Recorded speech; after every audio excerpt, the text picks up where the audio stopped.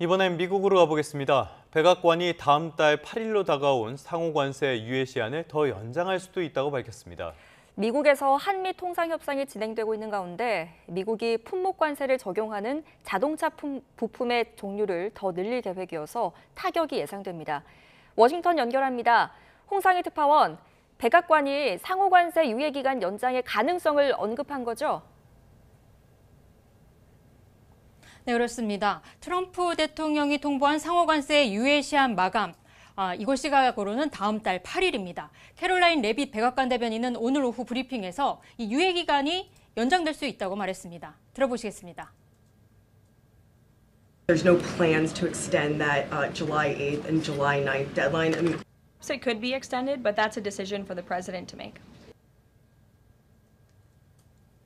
네, 앞서 트럼프 대통령은 지난 4월 2일 전 세계 교육국을 상대로 국가별 상호관세를 발표했다가 중국을 제외한 국가에는 상호관세를 90일간 유예했습니다. 다음 달 8일 상호관세 유예 기한 종료를 앞두고 각국과 관세 협상을 현재 벌이고는 있는데 협상은 그다지 순조롭지 않아 보입니다. 지난 16일 영국과 처음으로 무역협정을 체결했지만 유럽연합과의 협상 등은 여전히 진전을 이루지 못하고 있는데요. 지난 11일 스콧 베센트 미국 재무장관은 의회에 출석해 상호관세 유예 기한을 연장할 수도 있다는 입장을 밝히기도 했습니다. 트럼프 대통령도 같은 날 협상 기한을 연장할 용의가 있느냐는 기자들의 질문에 그렇다면서도 그럴 필요가 있다고 생각하지는 않는다고 말하기도 했습니다. 여기까지 들으면 예상됐던 일이기도 하고 좋은 소식이기도 한데요. 그런데 나쁜 소식도 있는 것 같습니다. 지금 부과되는 자동차 관세에 적용되는 부품, 이게 늘어날 가능성도 있다고요? 네, 그렇습니다. 미국은 우리나라에도 25%의 상호관세와 자동차의 25%, 철강에도 50%로 오른 품목별 관세를 부과하고 있죠. 미 상무부가 25%의 관세를 적용하는 자동차 부품의 종류를 더 늘릴 것으로 보여서 우리 기업에 추가 타격이 예상됩니다. 미 국제무역청은 25%의 관세를 내야 하는 자동차 부품의 범주에 새로운 부품들도 더 추가할 수 있는 절차를 마련했다고 발표했습니다. 오는 7월 1일부터 업계 의견을 받아서 60일 내로 관세 부과 여부를 결정하겠다는 겁니다. 현재 여항구 산업통상자원부 통상교섭본부장이 지난 22일부터 이곳 워싱턴 DC를 방문하고 있는데요. 이 새 정부 들어 첫 대미관세 협상을 진행하고 있습니다. 여 본부장은 지난 23일 하워드 러트닉 미 상무장관, 제이미슨 그리어 미 무역대표부 대표와 만나서 산업통상 고위급 협의를 진행하기도 했습니다.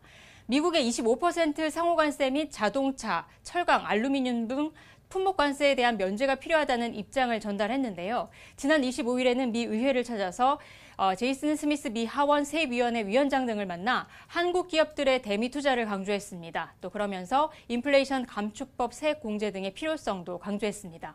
여 본부장은 앞서 7월 8일 전 포괄적 합의를 뜻하는 이 줄라이 패키지라는 말은 이제 쓸 필요가 없을 것 같다라는 발언을 하기도 했는데 7월 초 상황을 예단하기는 어려울 것 같다는 의미였습니다.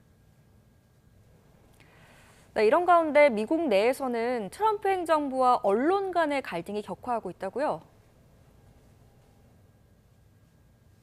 네, 그렇습니다. 피트 헤그세스 국방부 장관은 이곳 시간으로 오늘 오전 국방부에서 기자회견을 열었습니다. 지난 21일 미군의 이란 핵시설 공격에도 핵시설이 완전히 파괴되지 않았다는 일부 미 언론들의 보도에 비판을 이어간 겁니다. 헤그세스 장관은 트럼프 대통령이 역사상 가장 비밀스러운 군사작전을 지휘해 이란의 핵 능력을 파괴했다고 강조했는데요. CNN과 뉴욕타임스, CNBC 등 언론사 이름을 일일이 거론하면서 이들이 미군이 이란 핵시설 파괴에 실패한 것처럼 보도해서 임무를 성공적으로 수행한 장병들을 깎아내리고 있다고 비판했습니다. 들어보시겠습니다.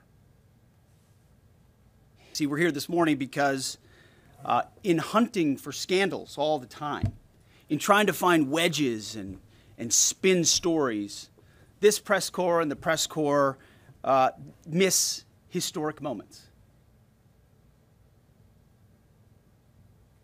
네, 미국이 이란 핵시설을 공격하기 전 고농축 우라늄을 다른 곳으로 옮겼을 가능성에 대해서 트럼프 대통령은 SNS에 글을 올리고 시설에서 아무것도 밖으로 옮겨지지 않았다고 강조했습니다. 레빗 백악관 대변인도 오늘 브리핑에서 핵시설 공습 전 농축 우라늄 이송 징후가 전혀 없었느냐는 질문에 그렇다고 답했습니다. 지금까지 워싱턴에서 전해드렸습니다.